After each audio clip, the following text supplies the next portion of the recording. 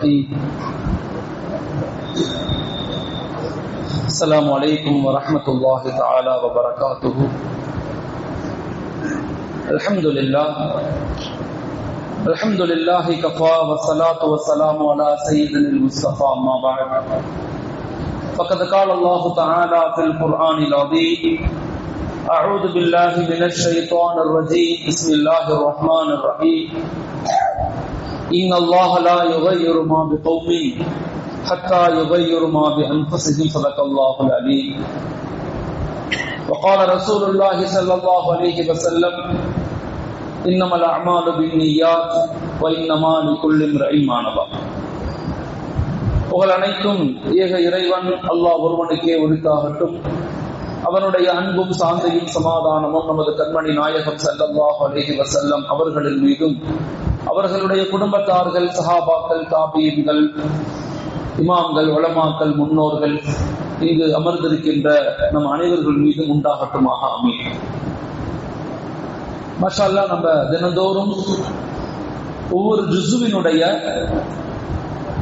அந்த ஜுஸுவில் இருக்கக்கூடிய சூறாக்களுடைய முக்கியமான கோர் தீம் என்ன, அதனுடைய மைய கருத்து என்ன, அந்த சூரா அந்த ஜுஸு எதை மையப்படுத்தி அல்லாஹு தாலா அந்த ஜுஸுல நம்மள்கிட்ட பேசுறான் அப்படிங்கிற கருத்தை படிச்சுக்கிட்டு வரோம். அல்ஹம்துலில்லாஹ். இன்னைக்கு நாங்க படிக்கக்கூடிய அந்த சூரா சூரத்துல் ஆல இம்ரான், மூன்றாவது சூறாவாக இருக்கக்கூடிய சூரத்துல் ஆல இம்ரான். நேற்று இரவு அந்த சூறாவை மாஷா அல்லாஹ் எல்லா மஸ்ஜிதுகள்லையுமே ஹாஃபிஸ்கள் ஓதி முடிச்சிருப்பாங்க. அல்ஹம்துலில்லாஹ். சூரத்துல் ஆல இம்ரான் அப்படிங்கிறது கிட்டத்தட்ட 200 வசனங்களை கொண்ட 20 ருக்குகளை கொண்ட ஒரு அற்புதமான ஒரு சூரா சூரத்துல் ஆல இம்ரான். சூரத்துல் ஆல இம்ரான் அப்படின்னு சொன்னா இம்ரானின் குடும்பத்தினர் அப்படின்னு சொல்லப்படும். இம்ரான் அப்படிங்கிறவருடைய ஒரு நல்ல மனிதர், அவருடைய குடும்பத்தை பத்தி அல்லாஹ் தஆலா பேசுறான். இந்த சூறாவினுடைய மைய கருத்து 5 மிக முக்கியமான மைய கருத்துக்களை இந்த சூறா தெரிவிக்குது. ஒன்று தௌஹீத், இறைவன் ஒருவன் தான், அல்லாஹ் ஒருவன் தான். இறைவன் 2, 3 சிலைகள் அப்படி கிடையாது, இறைவன் ஒருவன் தான் அப்படிங்கிற கருத்தை இந்த சூறா மைய கருத்தாக சொல்லுது. 2வது நபித்துவத்தை பத்தி சொல்லுது.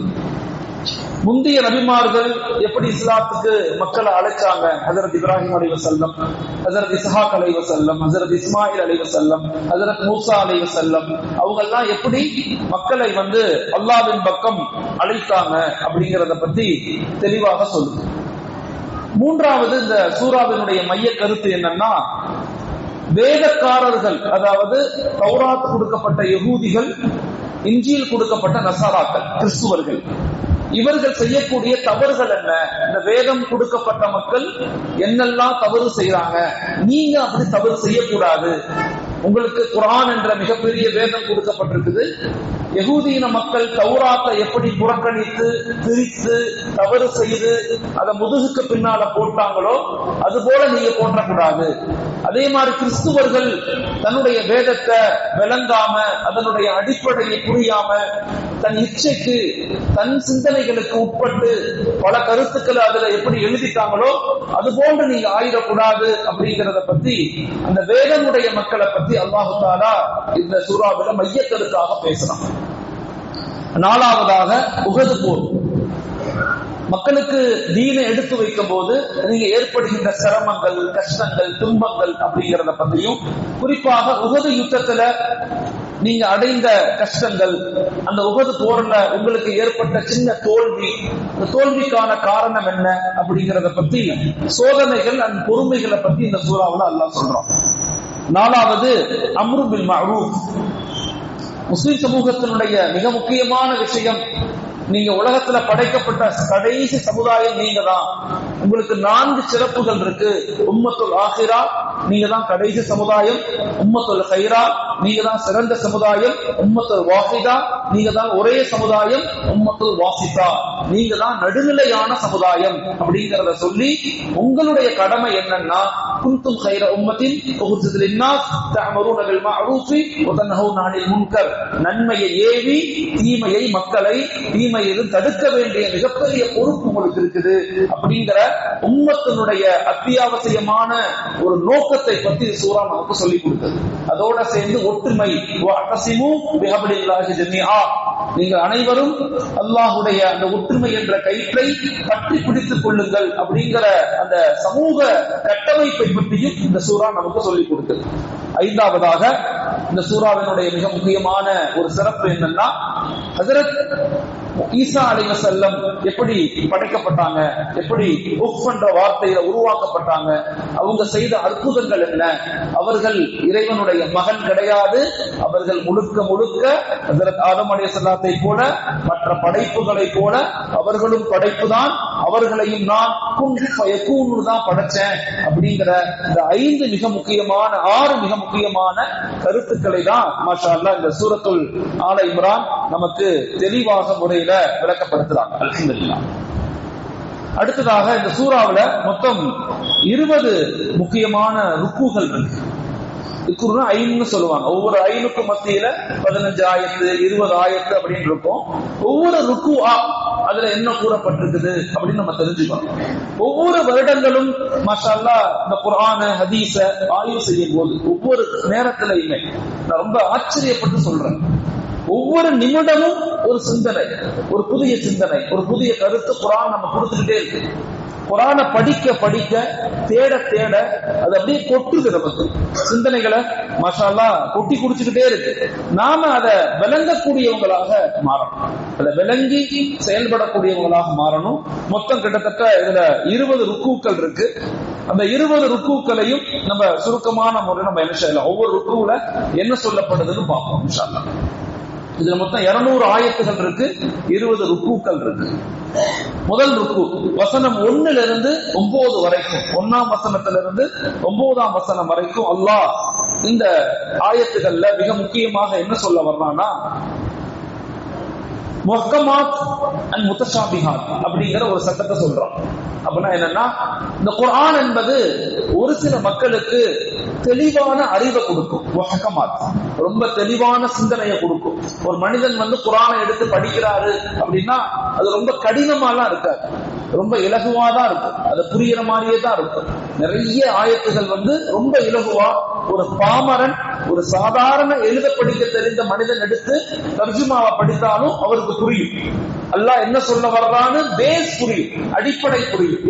உள்ளார்ந்த சபபு நுஸூல், அது இறக்கப்பட்ட நோக்கம் என்ன, இந்த ஆயத்துல சட்டங்கள் என்ன, இந்த ஆயத்து நமக்கு என்ன மறைமுகமா சொல்லுது அப்படிங்கிறத உலமாக்கள் தஃப்சீர்கள்ல படித்து விளங்கி அதை தஃப்சீர் படித்தவங்க மட்டும்தான் சொல்ல முடியும். ஆனா குர்ஆன ஒரு சாதாரண மனிதரால விளங்க முடியுமான விளங்க முடியும், எல்லாத்துக்கும் விளங்க முடியும். யாருக்கு கொடுத்து இதை படிங்க உங்களுக்கு என்ன புரியுதுன்னு கேட்டா சொல்ல முடியும். அதுக்கு பேர் முஹக்கமாத். நான் குர்ஆனை முஹக்கமாத் புரிகிற மாதிரி தெளிவாக நான் இந்த குர்ஆனை தெளிவான அடிப்படை வசனங்களை கொண்டு நான் இறக்கி இருக்கிறேன் அப்படின்னு சொல்றான். அல்லாஹ் இன்னொரு பக்கத்தை சொல்றான், குர்ஆன்ல சில பகுதிகள் இருக்கும் அது முத்தஷாபிஹாத், கொஞ்சம் மூடலான மறைமுகமான, அதுக்குள்ள பல அர்த்த சிக்கல்கள் இருக்கும். அந்த அர்த்த சிக்கல்களை நாம தவறாக விலகி கொண்டு தவறாக புரிந்து கொண்டு நம்மளா ஒரு அர்த்தத்தையோ நம்மளா ஒரு சிந்தனைகளையோ கொண்டு போயிடக்கூடாது அப்படிங்கறது அல்லாஹ் அந்த 1வது ஆயத்திலிருந்து 9வது ஆயத்து வரைக்கும் அந்த 9 ஆயத்துகளை நமக்கு தெளிவுபடுத்தலாம். எந்த நிலையிலும் அது இலகுவா புரியும். ஒரு சில ஆயத்துகள் முத்தஷாபிஹாத்தான. ஏன் முத்தஷாபிஹாத்னா, குர்ஆன் என்பது எல்லா காலத்திற்கும் பொருத்தமானது. குர்ஆன் எல்லா காலத்துக்கும் பொருத்தமானது. அடுத்த ஒரு 1000 ஆண்டுகள் உலகம் இருந்து அந்த காலகட்டத்தில் ஒரு மனிதன் உலகத்துல வாழ்ந்தாலும் அந்த மனிதனுக்கும் நேர்வழி காட்டக்கூடியது குர்ஆன் தான். அதை விளங்கக்கூடிய மனிதர்களாக இருக்கணுங்கிறதுக்காக சில இடங்கள்ல முத்தஷாபிஹான அது எல்லாத்துக்கும் டக்குன்னு விளங்கிறார். அதுல ரொம்ப ஆழமாக இன்வால்வ் ஆறவங்க, அதை தேடக்கூடியவங்க, அதை முஃபஸ்ஸிரீன்கள் அதுக்கு ஓதுனவங்க படிச்சவங்க, குர்ஆனை விளங்குறதுக்கு நஹ்வுடைய அடிப்படை இலக்கணம் தெரியணும், அதனுடைய பலாகா இலக்கியம் தெரியணும், அதனுடைய உள்ளார்ந்த வெளியார்ந்த அர்த்தங்கள் தெரியணும். இவ்வளவும் தெரிந்தால்தான் நமக்கு அந்த முத்தஷாபிஹாத்தான அந்த கொஞ்சம் மூடலான கொஞ்சம் சிக்கலான ஆயத்துகளுக்கு நம்ம புரிய முடியும். அல்லாஹ் என்ன சொல்றான், சில பேர் என்ன செய்யறாங்கன்னா இந்த சிக்கலான ஆயத்துகளை மட்டுமே எடுத்துக்கிட்டு தவறான கருத்துக்களை மக்களுக்கு மத்தியில பரப்புறாங்க அப்படிங்கிறத மிக முக்கியமான ஒரு சட்டம் இருக்கு. சூரத்துல் ஆல இம்ரான்ல வரக்கூடிய 1வது ஆயத்திலிருந்து 9வது ஆயத்து வரைக்கும் சொல்லக்கூடிய முஹக்கமா அண்ட் முத்தஷாபிஹாத், தெளிவான மற்றும் மூடலான ஆயத்துகளை எப்படி கையாளணும் அப்படிங்கறத சொல்லிக் கொடுக்கலாம். 2வது ருக்குல சூரத்துல் ஆல இம்ரானுடைய 2வது ருக்கு 2வது ஐன்ல 10வது ஆயத்திலிருந்து 15வது ஆயத்து வரைக்கும் அல்லாஹ் என்ன சொல்றான்னா, காபிர்களுடைய செல்வம் சந்ததி அதெல்லாம் மனிதர்களை காப்பாற்றாது. நீ எவ்வளவு காசு பணம் வச்சிருந்தாலும், நீ எவ்வளவு படிச்சிருந்தாலும், நீ எவ்வளவு அறிவாளியாக இருந்தாலும், நீ எவ்வளவு அதிகாரத்துல இருந்தாலும் இந்த உலகம் என்பது முடிவுக்குரியது. இன்னைக்கு இந்த உலகத்துல பிறந்த எல்லாரும் இறந்து போவாங்க. இது உன்னை காப்பாற்றாது. காசு பணம் வச்சிருந்தா காப்பாத்திட முடியாது. நீ பெரிய அறிவாளியா இருக்கிற அறிவு உன்னை காப்பாத்திடாது. மாறாக இறைவன் படைத்தவனோடு நீ இணையும் போது நல்ல அமல்கள் செய்வதுதான் உன்னை பாதுகாப்போம் அப்படிங்கிறத மிக ஆழமான ஒரு விஷயத்த எல்லாம் சொல்றான். இந்த உலகம் என்பது அது ஒரு இன்பம் தான், அது நிரந்தரம் அல்ல. இங்க அனுபவிக்கக்கூடிய எதுவுமே நிரந்தரம் கிடையாது. ஒரு மனிதனுக்கு இப்ப சிரிப்பான், அடுத்த 1 மணி நேரம் கழிச்சு அழுவான், அதுக்கப்புறம் திரும்பி அமைதியா இருப்பான், திரும்பி அழுவான், திரும்ப சிரிப்பான். இந்த உலகம் என்பது ஒரு இன்ப களம், அவ்வளவுதான். இது நிரந்தரம் அல்ல. இதை நீங்க விளங்கிக்கங்க. இந்த நிரந்தரமான இதான் உலகம் அப்படின்னு நினைச்சுக்காதீங்க. உங்களுக்கு நிரந்தரமான ஒரு வாழ்க்கை உங்களுக்கு காத்து இருக்குது. அந்த வாழ்க்கைக்காக உங்களை தயார் செய்யுங்க. அந்த வாழ்க்கை நிச்சயமற்ற, அந்த வாழ்க்கை நிரந்தரமானது, எட்டர்னல் லைஃப், முடிவில்லாதது. அந்த வாழ்க்கை தான் முஸ்லிம்கள் நீங்க அடையணுமே தவிர இந்த உலக இன்பங்கள்ல மூழ்கி போகாதீங்க அப்படிங்கறத அல்லாஹ் மிக அழகாக மிக தெளிவாக மனிதர்கள் புரியும்படி அல்லாஹ் சொல்லிக்கிட்டே இருக்கிறான். குர்ஆன்ல இந்த சூரத்துல் ஆல இம்ரான்ல பல இடங்கள்ல அல்லாஹ் என்ன செய்யறான், சொல்லிக்கிட்டே இருக்கிறான். அதே மாதிரி அந்த 2வது ருக்குல சொல்றான், யார் நன்மை செய்தாலும் அவர்களுக்கான கூலி அவர்களுக்கு கொடுக்கப்படும். யாருக்கும் எந்த குறையும் வைக்கப்படாது. அவர்களுக்கான கூலி மறுமையில் கொடுக்கப்படும். ஒரு தடவை எங்க உஸ்தாதுகிட்ட நான் கேட்டேன், மௌலானா உலகத்துல தப்பு செய்யறவங்க எல்லாம் தொடர்ந்து தப்பு செய்யறாங்களே, தப்பு செய்யறவங்களுக்கு நிறைய கொடுக்கப்படுது. தப்பு செய்யறவங்களை வெளியிருந்து பார்க்கும் போது பெரிய அதிகாரத்தில் இருக்கிற மாதிரி, பெரிய ஆட்சி பண்ற மாதிரி தெரியுது. ஆனா ஹக்கில் இருக்கக்கூடிய உண்மையில இருக்கக்கூடிய நாம தொடர்ந்து செய்ய முடியல. சீக்கிரமே கலர்ந்து போயிடுறோம். ஒரு விஷயத்த செய்யுங்கன்னு சொன்னா அதை செய்ய முடியாம கஷ்டப்படுறோமே, என்ன காரணம்னு கேட்கும் போது இங்க உஸ்தாத் சொன்னாங்க, தீமை என்பது அதனுடைய இறுதி முடிவு இங்கேயே இருந்தோம். ஒரு மனிதன் தப்பு செய்யறான்னா தப்பினுடைய சுகம், அதுல வரக்கூடிய இன்பங்கள் உடனே கிடைக்கும். ஆனா நன்மையினுடைய இன்பம் இந்த உலகத்துல கிடைக்காது. நன்மையுடைய இன்பம் அடையிறதுக்குன்னு ஒரு இடம் இருக்கு, ஆனா அது இன்பம் நிரந்தரமானது. தீமையினுடைய இன்பம் உடனே கிடைக்கும், ஆனா நிரந்தரம் இல்லாதது. ஒரு மனிதன் மது அருந்துறான் அப்படின்னு சொன்னா நைட்டு மது குடிக்கும் போது இன்பமா தெரியும், மது குடிக்கும் போது அவனுக்கு இன்பமா தெரியும், இப்படியே உலகத்துல வானத்துல பறக்கிற மாதிரி தெரியும். ஆனா மது குடித்து காலையில எழுந்த தலைவலிக்கும், கஷ்டமா இருக்கும். ஏண்டா இதை குடிச்சோம், இந்த சைத்தானை ஏண்டா சாப்பிட்டோம். எல்லாரும் தப்பு செய்யறவங்களும் தப்பு செய்யும் போது இன்பமா நினைப்பாங்க. தப்பு செஞ்சு முடிஞ்ச பிறகு உள்ளுக்குள்ள அழுத்தங்கள் ஏற்படும், கடினத்தன்மை ஏற்படும். யாரா இருந்தாலும் இது ஒரு முஃமினுடைய ஆரம்ப நிலை. ஒருவேளை தப்பு செய்து அதிகமா செஞ்சுட்டா அந்த நிலை வராது, உள்ளம் இருந்து போயிடும், அந்த சிந்திக்கக்கூடிய நிலை வராது. ஆனா நன்மையுடைய நிலை எப்படின்னா, ஆரம்பத்துல செய்யும் போது கஷ்டமா தெரியும், செய்யும் போது கொஞ்சம் கஷ்டமா தெரியும், ஆனா செஞ்சு முடிச்ச பிறகு ஒரு பேரின்பம் நமக்கு ஏற்படும். அந்த இன்பம் இருக்குதே முடிவில்லாதது. அது மௌத்துக்கு பின்னால் அல்லாஹ் நமக்கு முடிவில்லாத ஒரு வாழ்க்கையை கொடுப்பேன் அப்படிங்கிறத 2வது ருக்குல நமக்கு சொல்லிக் கொடுக்கலாம். சூரத்துல் ஆல இம்ரானுடைய 3வது ருக்கு மிக முக்கியமான ஒரு ருக்கு. அதாவது 16வது ஆயத்திலிருந்து 20வது ஆயத்து வரைக்கும் அல்லாஹ் என்ன சொல்றான்னா, யா அல்லாஹ் எல்லா நிலையிலையுமே எங்களை தீமையில நிலைக்க வச்சிடாத, நன்மையில நிலைக்க செய். எங்கள் இறைவா, நீ எங்களை நேர்வழியில் செலுத்த பின் எங்கள் உள்ளங்களை தவற விடாத. சப்பித் குலூபனா அலா தீனிக் வ தாஅத்திக் வ ஈமானிக் வ இஸ்லாமிக் அப்படின்னு அல்லாஹ் கேட்கிறார். யா அல்லாஹ், எங்களை நன்மையின் பக்கம் வர வச்சுட்டு திரும்ப உலக இன்பங்கள்ல பாவங்கள்ல மூழ்கி போய் தவறு செய்யக்கூடிய மக்களாக எங்களை மாத்திராத அப்படிங்கிற ஒரு மிக முக்கியமான துவா இந்த சூரத்துல் ஆல இம்ரான்ல அல்லாஹ் தஆலா என்ன செய்யறான், கூறிக்கலாம். சூரத்துல் ஆல இம்ரான் கிட்டத்தட்ட 14 துவாக்களை உடைய சூரா. நிறைய துவாக்கள் இருக்கு. நான் பின்னாடி அந்த முக்கியமான ஆயத்துகளை வாசிப்பேன். வாழ்க்கையில நாம ஒரு தடவையாவது அந்த துவாக்களை அல்லாஹ்ட்ட கேட்கணும். குர்ஆன்ல இருக்கக்கூடிய துவாக்களை அல்லாஹ்ட்ட கேட்டு துவா செய்யறது பெரும் பாக்கியம், பெரும் பாக்கியம். அதுக்கு அப்ளிகேஷன்லாம் இருக்கு. தமிழ் குர்ஆன்னு சொல்லி ஒரு அப்ளிகேஷன் இருக்குது. அதுல பாத்தீங்கன்னா குர்ஆனுடைய துவாக்கள்னு சொல்லியே ஒரு 150 துவாக்களை அவங்க அழகான முறையில வடிவமைச்சு கொடுத்திருக்கிறாங்க. நம்ம என்ன செய்யலாம், தஹஜ்ஜுடைய நேரத்துல அந்த ஆப் எடுத்து அந்த துவாக்களை அப்படியே என்ன செய்யலாம், அல்லாஹ்ட்ட கேட்கலாம். குர்ஆன்ல உள்ள மொத்த துவாக்களையும் ஒன்று சேர்த்து வச்சிருக்கிறாங்க. அதனால சூரத்துல் ஆல இம்ரான் பல துவாக்களை கொண்டு உள்ள சூரா. மாஷா அல்லாஹ். 4வது ருக்கு, அதாவது 21வது ஆயத்திலிருந்து 32வது ஆயத்து வரைக்கும் அல்லாஹ் தஆலா இந்த ருக்குல என்ன சொல்றான்னு சொன்னா, அல்லாஹ்வுடைய நேசிக்கக்கூடியவங்க நபியை பின்பற்றணும், நபிமார்களை பின்பற்றணும். உங்களுக்கு இறக்கி வைத்த நபிமார்களை நீங்க மனதார நேசிக்கணும், அன்பு செலுத்தணும், அவர்களுக்கு கட்டுப்படணும், அவர்கள் சொல்லக்கூடிய விஷயங்களை காது கொடுத்து கேட்கணும். இந்த யகூதியின மக்கள் என்ன பண்ணுவாங்கன்னா, நபிமார்கள் அவங்களுக்கு நிறைய வந்தாலுமே அவர்கள் நன்மைகளை காது கொடுத்து கேட்க மாட்டாங்க. இந்த சூறாவுல தஃப்சீர்ல இமாம்கள் விளக்கம் எழுதுறாங்க. நேற்று கூட நான் சொன்னேன், ஒரு மனிதனுக்கு ஹிதாயத் கிடைக்கணும், ஒரு மனிதனுக்கு நேர்வழி கிடைக்கணும்னா நல்லவர்களோடு இருக்கணும், நல்ல வார்த்தைகளை கேட்கணும், நல்ல வார்த்தைகளை படிக்கணும், நல்ல அமல்கள் செய்யணும். அப்பதான் ஹிதாயத் கிடைக்கும். சும்மா எல்லாம் எல்லாத்துக்கும் ஹிதாயத் கிடைக்காது. ஹிதாயத் என்பது பேர் விஷயம், மிக முக்கியமான விஷயம்.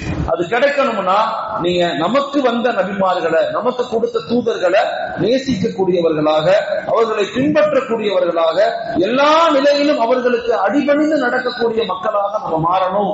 யகூதிகளை போல, நசாராக்களை போல நாம் நம்முடைய நபிமார்களை நிந்திக்கிறதோ, அவங்களை குறை சொல்றதோ, இல்ல அவர்களுடைய கம்பெனியன்ஸ், அவங்களுடைய சஹாபாக்களை குறை சொல்றதோ நிச்சயமாக ஹிதாயத்துக்கு வழிவகுக்காது. யகூதிகள் அப்படித்தான் செஞ்சாங்க, நசாராக்கள் அப்படித்தான் செஞ்சாங்க. அதனாலதான் அவர்கள் வரம்பு மீறிய மக்களாக மாறியதால் அவர்களுக்கு ஹிதாயத் மறுக்கப்பட்டுருச்சு அப்படிங்கறத அல்லாஹ் தஆலா இந்த ருக்குல மிக ஆழமாக சொல்றான். 5வது ருக்கு சூரத்துல் ஆல இம்ரான்ல 5வது ருக்குவாக 33வது ஆயத்திலிருந்து 41வது ஆயத்து வரைக்கும் 3 மிக முக்கியமான விஷயங்களை பத்தி பேசுறான். ஹஜ்ரத் ஆதம் அலைஹிஸ்ஸலாம் அவர்களுடைய குடும்பங்களை பத்தி பேசுறான். ஹஜ்ரத் நூஹ் அலைஹிஸ்ஸலாம் அவர்களுடைய குடும்பத்தை பத்தி பேசுறான். ஹஜ்ரத் இப்ராஹிம் அலைஹிஸ்ஸலாம் அவர்களுடைய குடும்பத்தை பத்தி பேசுறான். அதே மாதிரி இம்ரானுடைய மனைவி மரியமை எப்படி அர்ப்பணிச்சாங்க அப்படிங்கறத பத்தி பேசுறான். கிட்டத்தட்ட இந்த 33வது ஆயத்திலிருந்து 41வது ஆயத்து வரைக்கும் மாஷா அல்லாஹ் அற்புதமான குடும்பங்களை பத்தி பேசுறான். இந்த தஃப்சீர்களை படிக்கும் போது ரொம்ப ஆச்சரியமா இருக்கும். அதுல ஒரு சம்பவத்தை நான் படிச்சு ரொம்ப ஆச்சரியப்பட்டு போனேன். ஹஜ்ரத் ஈசா அலைஹிஸ்ஸலாம் அவங்க எப்படி பிறந்தாங்க தெரியுமா? அவங்களுடைய அம்மா மரியம் அலைஹிஸ்ஸலாம், எல்லாத்துக்கும் தெரியும். மரியம் அலைஹிஸ்ஸலாத்துடைய அம்மா தான், அவங்க பேரு கிதாபுகள்ல இல்ல, ஆனா இம்ரானுடைய மனைவின்னு அல்லாஹ் சொல்றான். இது காலத் இம்ரான், இம்ரான் அல்லாஹ் சொல்றான். இம்ரானுடைய மனைவி அல்லாஹ்ட்ட கேட்டதாக குர்ஆன் சொல்லுது. ஹஜ்ரத் இம்ரானுடைய மனைவி, அதாவது ஹஜ்ரத் மரியம் அலைஹிஸ்ஸலாத்துடைய அம்மா, அவங்க ஒரு யூத பெண்மணி, மூசா நபியை பின்பற்றிய பெண்மணி, தௌராத்தை எடுத்த பெண்மணி, அல்லாஹ்வை பயந்த பெண்மணி, ஒரு இஸ்லாம். அந்த பெண்மணி ஒரு முஸ்லிமான பெண்மணி. அவங்க மூசா நபியை பின்பற்றியவங்க. அவங்க ஒரு நாள் பள்ளிக்கு வர்றாங்க, யூத கோயில், யூத மஸ்ஜிதுகளுக்கு வர்றாங்க. வந்து பார்த்தா மஸ்ஜிதுகள் முழுக்க சண்டை நடக்குது, மஸ்ஜிதுகள் முழுக்க வியாபாரம் பேசுறாங்க, மஸ்ஜிதுகள்ல அசிங்க அசிங்கமான வார்த்தைகள் பேசப்படுது, மஸ்ஜிதுகள்ல அங்கங்க சில சிலைகள் வைக்கப்பட்டிருக்கு. உள்ள வந்து பார்த்தோன்னே ஹஜ்ரத் மரியம் அலைஹிஸ்ஸலாமுடைய அம்மா, அந்த இம்ரானுடைய மனைவி அப்படியே பார்த்துட்டு அழுகுறாங்க. அழுதுட்டு அல்லாஹ்ட்ட கேட்டாங்க, யா அல்லாஹ், உன்னுடைய மஸ்ஜிதுகள்ல மக்கள் எல்லாம் இவ்வளவு தவறு செய்யறாங்க, மக்கள் இவ்வளவு தப்பு செய்யறாங்களே, சிலைகள் இருக்குது, மனிதர்கள் வியாபாரம் பேசுறாங்க, மசூதிகளுக்குள்ள சண்டை போடுறாங்க, மசூதிகளுக்குள்ள அசிங்கமான வார்த்தைகளை பயன்படுத்துறாங்களே, யா அல்லாஹ் எனக்கு ஒரு புள்ளையை கொடு. அந்த அம்மா கேட்ட துவா அல்லாஹ்ட்ட கேட்கிறாங்க, யா அல்லாஹ் எனக்கு ஒரு புள்ளையை கொடு, அந்த புள்ள பிறந்த பிறகு நான் உன்னுடைய மஸ்ஜிதுக்கு அர்ப்பணிப்பேன். அந்த புள்ளைய அர்ப்பணிச்சு அந்த புள்ள இந்த மஸ்ஜிதுகள் எல்லாம் இருக்கக்கூடிய அசிங்கங்களை விரட்டக்கூடிய, அசிங்கங்களை எதிர்க்கக்கூடிய, உன் பெயரை உலகத்தில் நிலைநாட்டக்கூடிய குழந்தையாக நான் அந்த குழந்தையை உருவாக்குவேன் அப்படின்னு சொல்லி இந்த அம்மா அல்லாஹ்ட்ட துவா செய்யும். துவா செஞ்சு வீட்டுக்கு போனா அதே மாதிரி அந்த அம்மா கன்சீவ் ஆகும், மாசமாயிடுச்சு. இம்ரானுடைய மனைவி இம்ரானும் அவங்களும் ஒன்று கூடி மாசமாகறாங்க. குழந்தை பிறந்தா அது பெண் குழந்தையா போச்சு. அதற்கு மரியம் அலைஹிஸ்ஸலாம் அந்த அம்மா அழுகுது, யா அல்லாஹ் ஒரு குழந்தைய நான் கேட்டேன், உனக்காகத்தான் கேட்டேன், இந்த தீன, இந்த மார்க்கத்தை, இந்த ஷரியத்தை நிலைநாட்டத்தான கேட்டேன், நீ பெண் குழந்தைய கொடுத்துட்டியே அப்படின்னு அந்த அம்மா அழுதுட்டு அந்த அம்மா தன்னைத்தானே சரி பண்ணிக்கிட்டு, பரவாயில்ல பெண் குழந்தையா இருந்தாலும் நான் நேர்ச்சை பண்ண மாதிரி இந்த குழந்தைய உன் மஸ்ஜிதுகள்ல நான் அப்படியே விட்டுறேன்னு சொல்லி ஹஜரத் மரியம் அலைஹிஸ்ஸலாத்தை கூட்டி மஸ்ஜிதுல் அக்ஸால விட்டுருச்சு. இனிமே இதான் உன் வீடு, இங்கதான் இருக்கணும், மஸ்ஜிதுக்கு தொண்டு செய்யணும்னு விட்டுட்டு போயிடுச்சு. ஹஜரத் மரியம் அலைஹிஸ்ஸலாம் அங்கிருந்துதான் வளர்றாங்க. வளர்ந்த பிறகு குறிப்பிட்ட காலத்துக்கு பிறகு ஹஜரத் ஜிப்ரீல் அலைஹிஸ்ஸலாம் அவங்களை சந்திச்சு அவங்களுக்கு உஃப் என்ற வார்த்தையை கொண்டு அவங்களுக்கு அவங்க மாசமா கன்சீவ் ஆகுறாங்க. அவங்களுக்கு ஒரு குழந்தை பிறக்குது. அந்த குழந்தைக்கு பேரு தான் ஹஜரத் ஈசா அலைஹிஸ்ஸலாம். இது மிக முக்கியமான சம்பவம். கேட்டது எப்ப? ஒரு தலைமுறைக்கு முன்னாடி. அம்மா கேட்டத அல்லாஹ் அம்மாவுக்கு கொடுக்காம புள்ளைக்கு கொடுக்கலாம். புள்ளைக்கு கொடுத்து அந்த புள்ள ஒரு குழந்தை பெற்றெடுத்து ஹஜரத் ஈசா அலைஹிஸ்ஸலாம் உலகம் முழுக்க போய் இந்த யகூதியின மக்களுக்கு மத்தியில மாஷா அல்லாஹ் அல்லாஹ்வுடைய பெயரை நிலைநாட்டக்கூடிய மிகப்பெரிய அற்புதமான ஒரு குழந்தையாக வந்தாங்க அவங்க. அதை பத்தி அல்லாஹ் தஆலா இந்த சம்பவத்துல இந்த இடத்துல கூறுறான். அதே மாதிரி நூஹ் அலைஹிஸ்ஸலாம் அவங்களுடைய குடும்பத்தார்கள் அல்லாஹ் கப்பல் கட்ட சொல்றான். கப்பல் கட்டுறாங்க. கப்பல் கட்டின பிறகு மக்களை எல்லாம் கொண்டு போகக்கூடிய ஒரு பெரிய முக்கியமான அந்த இடத்துல ஒரு புள்ள ஏற்றுக்கொள்ள மறுக்கிறாங்க. இஸ்லாத்தை ஏற்றுக்கொள்ளல. அல்லாஹ் சொல்றான், பரவாயில்ல, உன் கூட இஸ்லாத்தை ஏற்றுக்கொண்ட மட்டும்தான் உன் குடும்பமா இருக்க முடியும். அல்லாஹ்வை ஏற்றுக்கொள்ளாத பிள்ளைங்க உன் குடும்பமா இருக்க முடியாது. நல்லா அந்த குடும்பத்தினுடைய ரகசியத்தை சொல்றான். இப்ராஹிம் நபியுடைய குடும்பத்தினுடைய வரலாறு.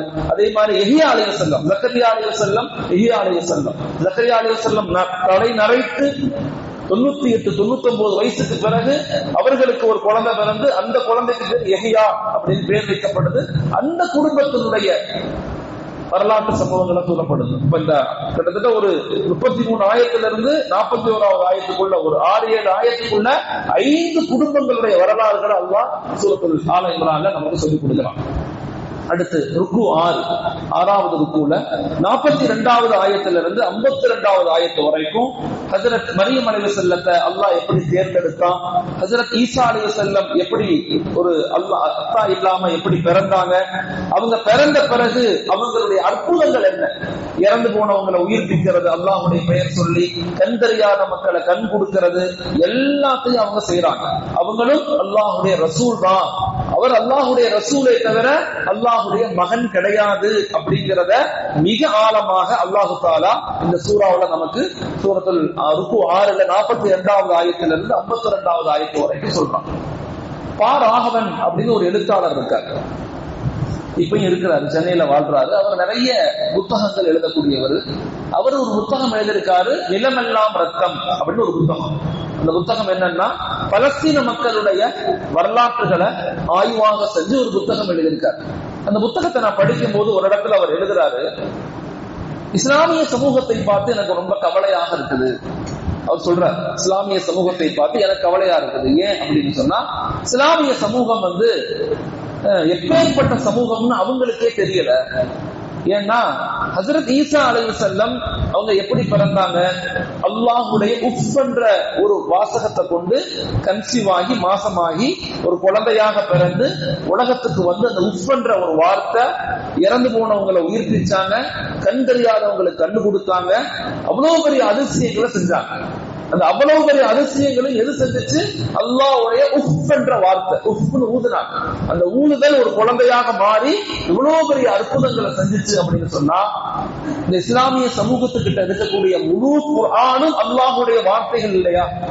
முழு குர்ஆனும் அல்லாஹ்வுடைய வார்த்தை. இந்த அல்லாஹ்வுடைய வார்த்தை இந்த உலகத்துல எவ்வளவு பெரிய மாற்றத்தை ஏற்படுத்தியிருக்கணும், ஆனா ஏற்படுத்தலையே. சொல்றான் உஃப் என்ற வார்த்தை ஒரு மனிதனாக வந்து இவ்வளவு பெரிய மாற்றத்தை ஏற்படுத்துச்சுன்னு சொன்னா, முழு குர்ஆனும் அல்லாஹ்வுடைய கலாம், அல்லாஹ்வுடைய வார்த்தை தான் நம்பக்கூடிய முஸ்லிம்கள் எவ்வளவு பெரிய உலகத்துல நன்மைகளை மாற்றங்களை ஏற்படுத்தியிருக்கணும், ஏற்படுத்தல. ஏன்னா குர்ஆனை முழுமையாக அதனுடைய பலத்தை அறியாத சமூகமாக இஸ்லாமிய மக்கள் இருக்கிறாங்கன்னு அவர் எழுதுறார். அதுதான் அல்லாஹ் இங்க சொல்றான். அதனால குர்ஆனை சுமக்கக்கூடிய நாம அதை விளங்க ஆரம்பிக்கணும். இவ்வளவு பெரிய விஷயங்கள் படிக்க படிக்க அப்படியே உலகத்துல உள்ள எல்லாத்த பத்தியும் அல்லாஹ் பேசுறான். எல்லாத்தையும் ரொம்ப இலகுவா புரிதலாக எல்லாரும் புரிஞ்சுக்கிற மாதிரி அல்லாஹ் சொல்லிக்கிட்டே வர்றான். அப்ப மாஷா அல்லாஹ் 42வது ஆயத்துல இருந்து 52வது வயது வரைக்கும் ஹஜ்ரத் ஈசா நபியினுடைய சிறப்புகள், அவங்களுடைய அற்புதங்களை பத்தி பேசுறான். 53வது ஆயத்துல இருந்து 7வது ருக்கு 63வது ஆயத்து வரைக்கும் கிட்டத்தட்ட ஒரு 10 ஆயத்துகள்ல அல்லாஹ் முபாஹலா அப்படின்னு ஒரு சட்டத்தை கொண்டு வர்றான். முபாஹலா அப்படின்னு சொல்றோம். அப்படின்னா என்னன்னா, இந்த ஈசா அலைஹிஸ்ஸலாத்தை பற்றி ஒரு விவாதங்கள் நபியினுடைய காலத்துல நடந்துச்சு. ரெண்டு பேரும் யூத மக்களும் கிறிஸ்துவ மக்களும் வந்து நபி சந்திப்பாங்க. சந்திச்சு நபி சொல்லுவாங்க, இல்ல இல்ல ஹஜ்ரத் ஈசா அலைஹிஸ்ஸலாம் என்ற சகோதரர், அவர் ஒரு இறை தூதர்னு சொல்லுவாங்க. ஆனா அந்த யூத இன மக்களும் அந்த இஸ்ரவேல் மக்களும் வந்து யூத மக்களும் நசரா மக்களும் கிறிஸ்துவர்களும் சேர்ந்து இல்ல இல்ல இவர் கடவுள் அப்படின்னு சொல்லுவாங்க. குறிப்பாக நசரா மக்கள் கடவுள்னு சொல்லுவாங்க. அப்ப அல்லாஹ் நபிகிட்ட சொன்னா, நபியே நீ என்ன செய்யுங்க, அந்த மக்களோடு முபாஹலா பண்ணுங்க. முபாஹலானா என்ன அர்த்தம்னா, ஒரு மனிதன் வந்து ஒரு விஷயத்தை முன்வைக்கிறான், நான் சொல்றதுதான் கரெக்ட்னு சொல்றான் ஒரு மனிதன். இன்னொரு மனிதன் வந்து நான் சொல்றதுதான் கரெக்ட்னு சொல்றான். ரெண்டு பேரும் கரெக்ட்னு சொன்னா அப்ப என்ன செய்யறது அப்படின்னா, அல்லாஹ் என்ன சொல்றான், அங்கதான் சட்டங்களை கொண்டு வர்றான். நீங்க யார் இதுல பொய் சொல்றாங்கன்னு தெரியணுங்கிறதுக்காக அல்லாஹ் இறைவனின் மீது ஆணையாக அப்படின்னு ஒரு நிலையை ஏற்படுத்தி, யாரு சொல்றாங்களோ அவங்களுடைய மனைவி, அவங்க குடும்பம், அவங்க பிள்ளைங்க எல்லாத்தையும் கூட்டிட்டு வரணும். அதே மாதிரி எதிர்த்தரப்புன்னு எல்லாத்தையும் கூட்டி வரணும். கூட்டி வந்து என்ன பண்ணணும், நான் சொல்வது உண்மையாக இருந்தால் அல்லாஹ்வுடைய அருள் என் மீது பொழியட்டும், நீ சொல்வது பொய்யாக இருந்தால் உன் மீது சாபம் உண்டாகட்டும் அப்படின்னு ஒரு சட்டங்களை அல்லாஹ் கொண்டு வர்றான். முபாஹலா அதுக்கு பேர். இதே மாதிரி யகூதிகளும் நசாராக்களும் நபிக்கு மத்தியில நபியோடு எப்பதான் சண்டை போட்டுக்கிட்டே இருப்பாங்க. வேணும்னே வந்து நபி என்ன செய்வாங்க, எதிர்ப்பாங்க. நபிக்கு எதிரான கருத்துக்களை முன்வைப்பாங்க. நபி ஸல்லல்லாஹு அலைஹி வஸல்லம் வருத்தப்படுவாங்க. ஏன்னா அவங்களுக்கு எழுத படிக்க தெரியாதனால என்ன செய்வாங்க, வேணும்னே தௌராத்தை எடுத்துட்டு வந்தோம், இஞ்சியில எடுத்துட்டு வந்து அவங்க அப்படி வாசிப்பாங்க, மறைச்சு வாசிப்பாங்க. அல்லாஹ் இப்படித்தான் சொன்னான், அல்லாஹ் இப்படித்தான் சொல்றான், நீங்க சொன்னது தப்பு. அப்ப நபி என்ன செய்வாங்க, குற்றச்சாட்டு வைப்பாங்க. நபியை குற்றச்சாட்டு அல்லாஹ்வே சொல்றான், நபியே அவங்க சொல்றது பொய், அவங்க மறைத்துக்கிறாங்க, வார்த்தைகளை மாத்தி உபயோகிக்கிறாங்க, கருத்துக்களை மாத்தி சொல்றாங்க அப்படிங்கிற விஷயத்தை அல்லாஹ் நபிக்கு அறிவிச்சு கொடுப்பான். அப்பதான் ஸல்லல்லாஹு என்ன செஞ்சாங்கன்னா, சஹாபாக்கள்ல சில பேரை தேர்ந்தெடுத்து நீங்க ஹிப்ரு மொழியை கத்துக்கங்கன்னு சொன்னாங்க, சுரியானி மொழியை கத்துக்கங்கன்னு சொன்னாங்க. பல சஹாபாக்கள் பல மொழிகளை கற்றுக்கொள்ளக்கூடியவங்களாக இருப்பாங்க. அப்படி இருக்கும்போது என்ன செய்வாங்கன்னா, அந்த ஹிப்ரு மொழிய சுரியானி மொழிய கற்றுக்கிட்ட சஹாபாக்களை கூட்டி வர வச்சு நீங்க வாசிங்கன்னு சொன்னா, அந்த யகூதிகள், அந்த நசாராக்கள் புத்தகத்தை திறக்கவே மாட்டாங்க, வாசிக்கவே மாட்டாங்க. ஏன்னா உண்மை வெளியாயிரும் சொல்லி. இப்படிப்பட்ட மக்களோடு நீங்க யா ரசூலல்லாஹ் முபாஹலா செய்யுங்க, சபிங்க அவங்கள அப்படின்னு சொல்றாங்க. அல்லாஹ் தஆலா சொல்றான். அந்த ஆயத்தை பத்தி 63வது ஆயத்திலிருந்து 53வது ஆயத்திலிருந்து 63வது ஆயத்து வரைக்கும் மிக முக்கியமான ஒரு சட்டம், உண்மைக்கு சாட்சியம் எப்படி கொடுக்கணும் அப்படிங்கறத அல்லாஹ் மக்களுக்கு சொல்லிக் கொடுக்கிறான். ருக்கு நம்பர் 8 64வது ஆயத்திலிருந்து 80வது ஆயத்து வரைக்கும் வேதமுடைய மக்களுக்கு யா ரசூலல்லாஹ் நீங்க நசீஹத் பண்ணுங்க, அவங்களுக்கு தௌராத் கொடுக்கப்பட்டிருக்குது, இன்ஜீல் கொடுக்கப்பட்டிருக்குது, ஏன் அவங்க இந்த உலகத்தினுடைய இன்பங்களுக்கு காசு பணத்துக்கு ஆசைப்பட்டு என்னுடைய வார்த்தைகளை ஏன் மாத்துறாங்க, தௌராத்தை ஏன் மாத்துனாங்க, இஞ்சில ஏன் மாத்துனாங்க? தௌராத்திலையும் ஹஜ்ரத் ரசூலுல்லாஹி ஸல்லல்லாஹு அலைஹி வஸல்லமுடைய வருகையை பற்றி குறிப்பிடப்பட்டிருக்குது. இஞ்சிலையும் ஈசா நபிக்கு கொடுக்கப்பட்ட இஞ்சிலையும் ஹஜ்ரத் ஸல்லல்லாஹு அலைஹி வருகையை பற்றி குறிப்பிடப்பட்டிருக்குது. ஆனா அந்த பக்கம் கிழிக்கப்பட்டுச்சு, அந்த பக்கம் மறைக்கப்பட்டுச்சு, அந்த பக்கம் திருத்தப்பட்டுச்சு. இப்ப இன்னைக்கு மட்டுமே உலகத்துல பைபிள் கிட்டத்தட்ட 100க்கும் மேற்பட்ட பப்ளிஷிங் இருக்கு, 100க்கும் மேற்பட்ட பப்ளிகேஷன்ஸ். உலகம் முழுக்க குர்ஆன் ஒண்ணுதான். அல்லாஹ்வுடைய பெரிய கிருபை. இந்த குர்ஆன் உண்மையானது, இந்த மார்க்கம் உண்மையானது, அல்லாஹ் உண்மையானது, அல்லாஹ் உண்மையானவன் அப்படிங்கிறதுக்கு மிகப்பெரிய அத்தாட்சி இந்த குர்ஆன் தான். நாங்க நபியை பார்க்கல, ரசூல பார்க்கல, சஹாபாக்களை பார்க்கல, தாபீன்களை பார்க்கல, தபா தாபீன்களை பார்க்கல, நம்ம யாரையுமே பார்க்கல. நம்ம யாரையாவது பார்த்தோமா? யாரையும் பார்க்கல. நாங்க பார்க்கிற ஒரு பெரும் முஅஜிஸா இந்த குர்ஆன் மட்டும்தான். அவ்வளவு பெரிய சக்தி. ஆனா இன்னைக்கு பைபிள்லாம், இன்னைக்கு வந்து தௌராத், பைபிள், ஜபூர் 3 சேர்ந்து விவிலியம்னு சொல்லி 56 புத்தகங்களா வச்சிருக்கிறாங்க. 56 புத்தகங்கள் புத்தகம். இது 3 சேர்ந்து தௌராத், இன்ஜீல், ஜபூர் 3 சேர்ந்து விவிலியம், அதுக்கு பேரு 56 புத்தகங்களை கொண்ட வச்சிருக்கிறாங்க. இதுல என்ன போனா தௌராத்தை பின்பற்றக்கூடிய யகூதிகள், இஸ்ரவேல் ஈசா நபியை பின்பற்றக்கூடிய நசாராக்களை பின்பற்ற மாட்டாங்க, ஏத்துக்க மாட்டாங்க. ஏன்னா கொலை செய்த முயற்சி செய்தது அவங்கதான். ஆனா பாருங்க ஷைத்தானுடைய சூழ்ச்சியை பாருங்க. அல்லாஹ் இந்த சூறாவுல சொல்றான், ஷைத்தானுடைய சூழ்ச்சியில யகூதிகளும் அந்த நசாராக்களும் சேர்ந்து உண்மையை எதிர்ப்பாங்க, ஷைத்தானோடு உடன்படிக்கை செய்து கொள்வாங்க அப்படிங்கறத பத்தி எல்லாம் இந்த சூறாவுல அல்லாஹ் ரொம்ப ரகசியமான பல கருத்துக்களை வெளிப்படுத்துறான். அதனால 64வது ஆயத்திலிருந்து 80வது ஆயத்து வரைக்கும் பாருங்கள், ஒரே இறைவனை வணங்குவோம். ஹஜ்ரத் இப்ராஹிம் அலைஹிஸ்ஸலாம் அவர்கள் எங்கள் மதத்தை சார்ந்தவர்னு யகூதி மக்கள் சொல்றாங்க. இல்ல, அவர் யகூதியும் இல்ல, அவர் நசராவும் இல்ல. அல்லாஹ் சொல்றான், இப்ராஹிம் அலைஹிஸ்ஸலாம் வந்து ஒரு யகூதியும் கிடையாது, அவர் ஒரு நசாராவும் கிடையாது. அவர்தான் இந்த உலகத்தினுடைய முதல் தலைவராக நான் உருவாக்கினேன். அவர்தான் முதல் தலைவர். இந்த மார்க்கத்தை கட்டமைக்கக்கூடிய மிகப்பெரிய தலைமை பொறுப்பை ஹஜ்ரத் இப்ராஹிம் ஏத்துக்கிட்டாங்க.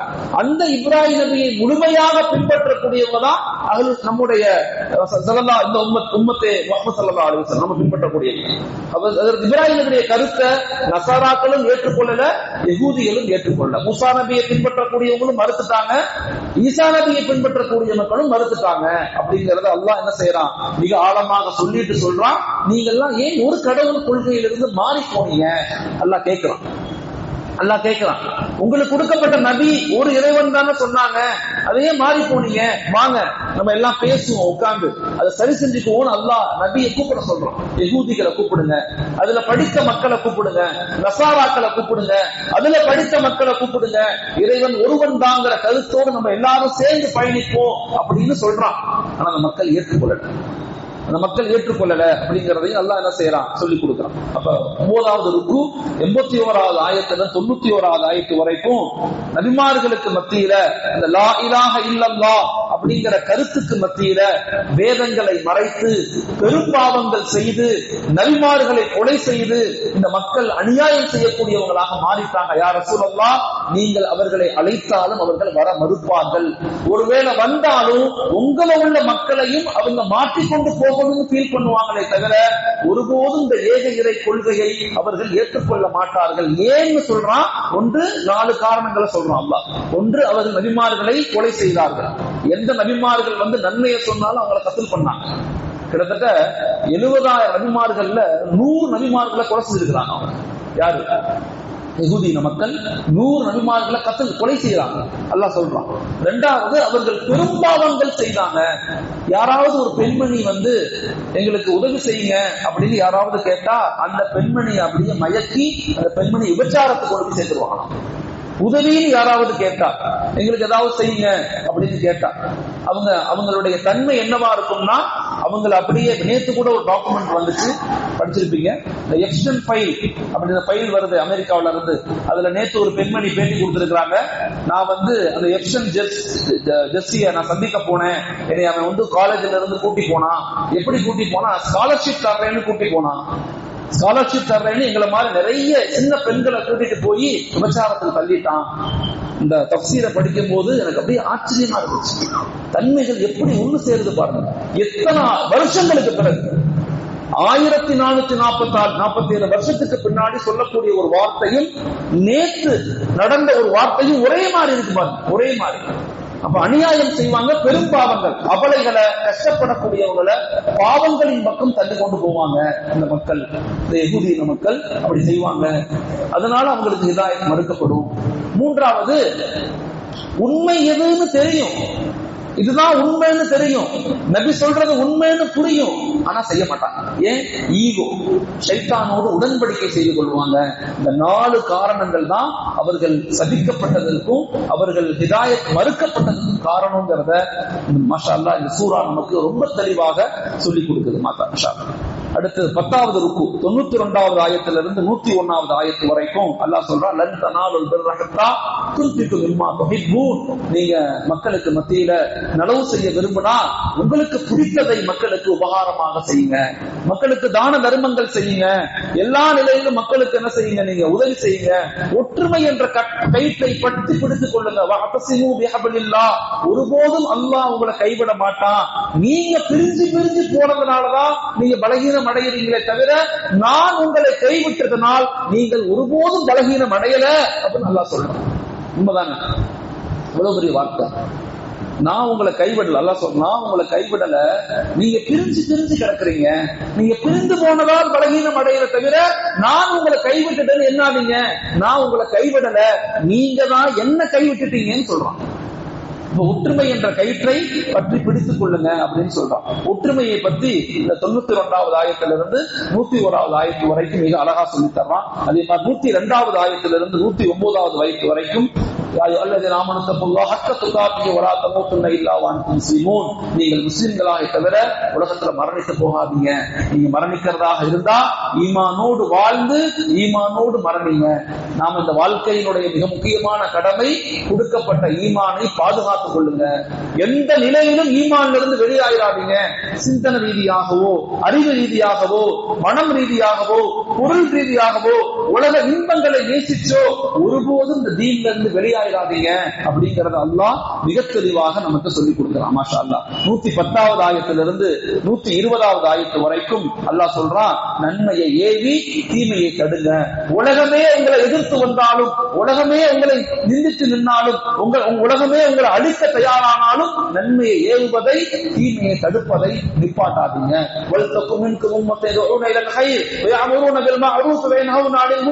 உங்கள ஒரு கூட்டம் இருக்கட்டும், நன்மையை ஏவுங்க, தீமையை தடுங்க, பயப்படாதீங்க. சொல்றான், பயப்படாதீங்க. இந்த உலக அதிகாரங்களை பார்த்து பயப்படாதீங்க, இந்த உலக இன்பங்களை பார்த்து மயங்காதீங்க.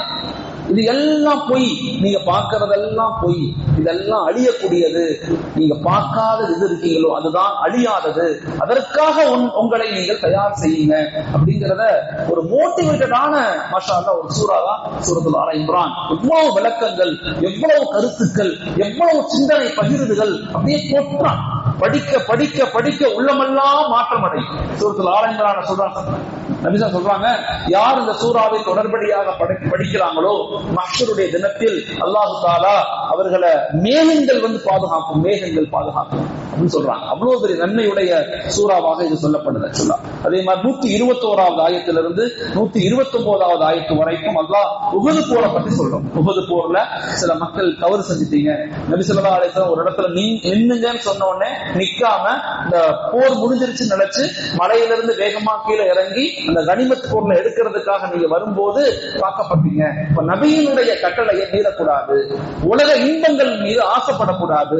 ஆசைகள் இருக்கலாம், அது பேராசையாக மாத்திராதீங்க, கட்டளையை மீறி செயல்படாதீங்க அப்படின்னு என்ன செய்யறான் அல்லாஹு தஆலா அந்த ஆயத்துகள்ல நமக்கு விளக்கப்படுத்துறான். மாஷா அல்லாஹ். அதே மாதிரி 130வது ஆயத்திலிருந்து 143வது ஆயத்து வரைக்கும் மிக முக்கியமாக சில பாவங்களை அல்லாஹ் சொல்லிட்டு சொல்றான், பாவங்கள் உங்களுக்கு தோல்வியை தரும், பாவங்கள் உங்களை கோழைகளாக மாற்றும், பாவங்கள் உங்களை இறைவனுடைய உதவியிலிருந்து தூரமாக்கும், பாவங்கள் உங்களுக்குள் சண்டைகளையும் பொறாமைகளையும் ஏற்படுத்தும் சொல்றோம். பாவங்களால் ஏற்படக்கூடிய பாதிப்புகளை பத்தி ரொம்ப அழகாக, ரொம்ப கிறிஸ்பா அழகா அல்லாஹ் சொல்லிக் கொடுக்கிறார். வட்டி வாங்கக்கூடாது, பொறாமை செய்யக்கூடாது, தொழுகையில விட்டுறாதீங்க, இதெல்லாம் மிக முக்கியமான காரணம் சொல்லி எல்லாம் வழங்கப்படுத்துறான். 144வது ஆயத்திலிருந்து 148வது ஆயத்து வரைக்கும் சொல்றான், யா ரசூலல்லாஹ் நீங்க இறந்து போவீங்க, நபிமார்கள் நீங்க இறந்து போவீங்க, அதான் அல்லாஹ் நினைத்திருப்பவன். நபிமார்கள் இறந்து போவாங்க, உண்மையை சொல்லப்படக்கூடிய மக்கள் இறந்து போவாங்க. ஆனா அல்லாஹ் ஹய்யுல் கய்யூம், அவன் நிலைத்து நிற்கக்கூடியவன். அவன் மீது உறுதியாக இருங்க. மரணம் என்பது அது ஒரு சோதனை தான். மரணம் என்பது ஒரு சோதனை தான். அந்த சோதனை ஏற்படும் போது நீங்கள் பொறுமையை கடைபிடிங்கள், நிதானத்தை கடைபிடிங்கள். உலகத்துக்கு வந்தவங்க எல்லாருமே ஒரு நாள் இறந்துதான் போகணும், யாரும் இருக்க முடியாது. நபிட்ட கேட்க அல்லாஹ் கேட்டா, யா ரசூலல்லாஹ், உங்களுக்கு வயது அதிகமாக்கப்படணுமா இல்ல என்ன வந்து சந்திக்கிறீங்களா? நபி சொன்னாங்க, யா ரசூலல்லாஹ், யா அல்லாஹ் உன்னை சந்திக்கிறேன்னு சொல்றாங்க. அதனால நபி 63 வயதுல இந்த உலகத்தை விட்டு இருந்துட்டாங்க. மரணம் என்பது சோதனை தான், கஷ்டம்தான். ஆனா எல்லாத்துக்கும் அது நிகழுங்கிறத மறந்துடக்கூடாது. அது எனக்கும் நிகழும், உங்களுக்கும் நிகழும், அம்மாவுக்கு நிகழும், அக்காவுக்கு நிகழும், பிள்ளைக்கு நிகழும். எல்லாரும் ஒரு நாள் இந்த உலகத்தை விட்டு மரணிக்க முடியும். அது சோதனை அப்படிங்கிறத புரிஞ்சுக்கங்க. அதுல கொஞ்சம் பொறுமையாக இருங்க. 18வது ருக்கு 181வது ஆயத்திலிருந்து 189வது ஆயத்து வரைக்கும் அல்லாஹ் யூதர்களுடைய தவறான அந்த கூட்டுகளை சொல்றோம். தவறான கருத்துக்கள், இறைவன் 2, 3, வானத்துக்கு இந்த இறைவன், பூமிக்கு இந்த இறைவன், படைப்புக்கு இந்த இறைவன், இப்படி மாத்தி மாத்தி சொல்லி இந்த மக்கள் உங்களை குழப்புவாங்க. நாலாபுரத்திலிருந்து இஸ்லாமிய சமூகத்துக்கு பல அறிவு சார்ந்த, பொருள் சார்ந்த, போர் சார்ந்த, யுத்தம் சார்ந்த பல குழப்பங்களும் பிரச்சனைகளும் வரத்தான் செய்யும். ஆனால் நீங்கள் ஒருபோதும் என்னிலிருந்து தூரமாயிராதீங்க. இந்த யூதர்களும் நசாராக்களும் சேர்ந்து உலகத்தையே அழிக்க முயற்சி செய்வாங்க. ஷைத்தானோடு உடன்படிக்கை செய்து கொள்வாங்க, ஷைத்தானோடு உடன்படிக்கை செய்து கொண்டு போராடுவாங்க. ஒருபோதும் நீங்க அவங்களுக்கு அடிபணியாதீங்க அப்படிங்கறது அல்லாஹ் சொல்றான். 190வது ஆயத்திலிருந்து 194வது ஆயத்து வரைக்கும் எல்லா நிலையிலையுமே இயற்கை, வானம், பூமி எல்லாமே மாஷா அல்லாஹ் படைத்தவன் அல்லாஹ். நீங்க அல்லாஹ்வை வழிபடும் போது எல்லாம் உங்களுக்கு கட்டுப்படும், நீங்க சொல்றதை கேட்கும் அப்படிங்கிற பெரும் ரகசியத்தையும் அல்லாஹ் வெளிப்படுத்துறான். இறுதியாக 195வது ஆயத்திலிருந்து 200வது ஆயத்து வரைக்கும் அல்லாஹ் தஆலா இறுதி துஆவை செய்றான். ரப்பனா ஆத்தினா ஃபித் துன்யா ஹஸனத்தன் வஃபில் ஆখিরাতি ஹஸனத்தன் வகினா அஸாபன்னார். இந்த சூராவினுடைய கடைசி ஒரு ஆயத், யா அய்யுஹல்லதீன ஆமனூ இஸ்பிரு வஸாபிரு வராபிது வத்தகுல்லாஹ லஅல்லக்கும் துஃப்லிஹூன். நேத்து ஓதி முடிச்சிருப்பாங்க. ஈமான் கொண்ட மக்களே, என்ன நடந்தாலும் நீங்கள் பொறுமையாக இருங்கள். இஸ்பிரு, நீங்கள் பொறுமையாக இருங்கள். வஸாபிரு, உங்களுக்குள் சகித்துக் கொள்ளுங்கள், உங்களுக்குள் அன்பை வெளிப்படுத்துங்கள், உங்களுக்குள் மன்னித்துக் கொள்ளுங்கள். ஆனால் உங்களை நீங்கள் வலிமையாக மாற்றிக் கொள்ளுங்கள், உங்களை நீங்கள் திடமான சமூகமாக உருவாக்கிக் கொள்ளுங்கள். கல்வியால், சிந்தனையால், பொருளாதாரத்தால், வேலை வாய்ப்புகளால், கண்டுபிடிப்புகளால் உலகத்தில் எத்தனை துறைகள் இருக்கிறதோ எல்லா துறைகளிலையும் இஸ்லாமிய சமூகம் நாம் வலுவாகுவதை கொண்டுதான் இந்த மார்க்கத்தை, இந்த ஷரியத்தை உலகத்தில் நிலைநாட்ட முடியும் அப்படிங்கிற ஒரு ஆழமான கருத்தியலை அல்லாஹ் இந்த சூராவில் நமக்கு சொல்லிக் கொடுக்கிறான். அல்ஹம்துலில்லாஹ். இறுதியாக இந்த சூறாவுல ஒரு 10 ஆயத்துகள் இருக்கு. நான் ரொம்ப சுருக்கமா முடிச்சுக்கிறேன். இந்த 10 ஆயத்துகளையும் வாழ்க்கையில நிறைய இளைஞர்கள் வந்திருக்கிறீங்க, எடுத்து படிச்சு பாருங்க. குர்ஆன் என்பது நமக்கு கொடுக்கப்பட்ட மிகப்பெரிய முஅஜிஸா. அதை படிங்க. டெய்லி ஒரு ஆயத், 2 ஆயத்தை படிங்க. அப்ப சூரத்துல் ஆல இம்ரான்ல மிக முக்கியமா ஒரு 10 ஆயத்துக்கு சுருக்கமா சொல்றேன். ஒண்ணு மிக முக்கியமான ஆயத்து, இதெல்லாம் மனப்பாடம் செய்து கொள்ளுங்க. இதெல்லாம் பெரியவங்க மனப்பாடம் செய்து கொள்ளுங்க. சின்ன குழந்தைங்க படிச்சு அதை மற்றவங்களுக்கு எடுத்து வைங்க, படிங்க, அதை மக்களுக்கு சொல்லிக் கொடுங்க. ஃபர்ஸ்ட் ஆயத்து வஅதஸிமு பிஹப்லில்லாஹி ஜமீஆ வலா தஃபர்ரகு. முக்கியமான ஆயத்து. அல்லாஹ் சொல்றான், அல்லாஹ்வின் கயிற்றை அனைவரும் இறுக பற்றி பிடித்துக் கொள்ளுங்கள், திருந்தி விடாதீர்கள். இது மிக முக்கியமான ஆயத்து. இரண்டாவது ஆயத்து வலா தஹினு வலா தஹஸனு வஅன்தும் லஅலவுன இன் குன்தும் முஃமினீன். சூரத்துல் ஆல இம்ரான்ல வரக்கூடிய இரண்டாவது மிக முக்கியமான ஆயத்து என்னன்னா, நீங்கள் முஃமின்களாக இருந்தால் பலவீனம் அடையாதீர்கள், துக்கப்படாதீர்கள், நீங்களே உயர்ந்தவர்களாக இருப்பீர்கள். நம்ம ஏன் கஷ்டப்படணும்? நம்ம ஏன் இந்த உலகத்தை பார்த்து பயப்படணும்? இந்த உலக இன்பங்களை ஏன் கிடைக்கலன்னு ஏன் ஏங்கி தவிக்கணும்? இல்ல, நான் உன் கூட இருக்கிறேன், நாங்க உங்க கூட இருக்கிறோம். அல்லாஹ் சொல்றான், நான் உன் கூட இருக்கிறேன், நீ கவலைப்படாதேன்னு சொல்றான். இது மிக முக்கியமான ஆயத்து. மூணாவது ஆயத்து, இன்ன ஃபீ ஹல்கிஸ் ஸமாவாத்தி வல் அர்தி வக்திலாஃபில் லைலி வன் நஹார் லிஆயாத்தி லிஉல் அல்பாப். வானத்தை பாருங்க, பூமியை பாருங்க, படைப்புகளை பாருங்க, எல்லாத்தையும் படைத்தவன் நான் தான். அறிவாளிகளே கொஞ்சம் யோசிச்சு பாருங்க. எப்ப நீங்க என்னோடு இணைந்து இருப்பீர்களோ இந்த படைப்புகள் எல்லாம் உங்களுக்கு கட்டுப்படும், இந்த படைப்புகள் எல்லாம் நீங்க சொல்றதை கேட்கும், இந்த படைப்புகள் எல்லாம் நீங்க பேசுறத புரிஞ்சுக்கும். ஆனா நீங்க எனக்கு கட்டுப்படணுங்கிற பெரும் ரகசியத்தை அல்லாஹ் இந்த ஆயத்துல வெளிப்படுத்துறான். அதனாலதான் சஹாபாக்கள் யுத்தங்களுக்கு போவாங்க, நீர் மேல நடந்தாங்கன்னு படிக்கிறோம். உண்மையா பொய்யாங்கிறத நம்ம நம்பிக்கை இல்லாம சில நேரங்கள் இருக்கிறோம். இந்த ஆயத்தை படிச்சு பார்த்தா புரியும். நீர் மேல நடந்தாங்க, கடல்கள்ல போனாங்க, சின்ன படை ஒரு பெரிய படையை வெற்றி கொண்டுச்சு. வெறும் 2000 பேர் 2 லட்சம் பேர்த்தை வெற்றி கொண்டாங்க. எப்படி வெற்றி கொள்ள முடிஞ்சிச்சு? அல்லாஹ் மலக்குமார்களை இறக்கி வைப்பான். எப்ப நாம் இறைவனுக்கு அடிபணிகிறோமோ, எப்ப இறைவனை நம்ம ஏற்றுக்கொள்றோமோ, இந்த உலகத்தில் உள்ள எல்லா படைப்பும் நம்மளை ஏற்றுக்கொள்ளும், நம்ம சொல்றத கேட்கும், நம்ம சொல்றத புரிஞ்சுக்கும், நமக்கு சாதகமாக மாறும். அப்படிங்கிறது உண்மையிலும் உண்மை, ரகசியத்துக்கு ரகசியங்கிறத தஃசீர்ல இமாம்கள் விளக்கப்படுத்துறாங்க. யா அய்யுஹல்லதீன ஆமனூ 4வது ஆயத், இஸ்பிரு வஸாபிரு வராபிது வத்தகுல்லாஹ லஅல்லகும் தஃப்லிஹூன் அப்படிங்கிற மாஷா அல்லாஹ் இது மாதிரி 10 ஆயத்துக்களை நம்ம சொல்றோம். போது நேரம் இல்லை, அதிகமா நேரம் எடுக்கிற மாதிரி தெரியுது இன்ஷா அல்லாஹ். சோ நீங்க இது போன்ற ஆயத்துக்களை கொஞ்சம் கொஞ்சமா என்ன செய்யுங்க, ஒவ்வொரு சூறாக்கள்லயும் முக்கியமான ஆயத்துக்களை தெரிஞ்சு படிச்சு புரிஞ்சு அதை வாழ்க்கையில பின்பற்றணும். ஏதாவது ஒரு ஆயத்தை எடுத்துக்கொண்டு வாழ்க்கையில நம்ம மாறினாவே அதுவே நம்ம ஹிதாயத்துக்கு ஒரு பெரிய காரணமாக ஆயிரும். மாஷா அல்லாஹ். அல்லாஹு தஆலா நம்முடைய எண்ணங்களை, சிந்தனைகளை, நம்முடைய கருத்துக்களை, நம்முடைய பயணங்களை, நம்முடைய அமல்களை எல்லாத்தையும் ஏற்றுக்கொள்வானாக, கபூல் செய்வானாக. ஆமீன். அஸ்ஸலாமு அலைக்கும் வரஹ்மத்துல்லாஹி தஆலா வபரகாத்துஹு.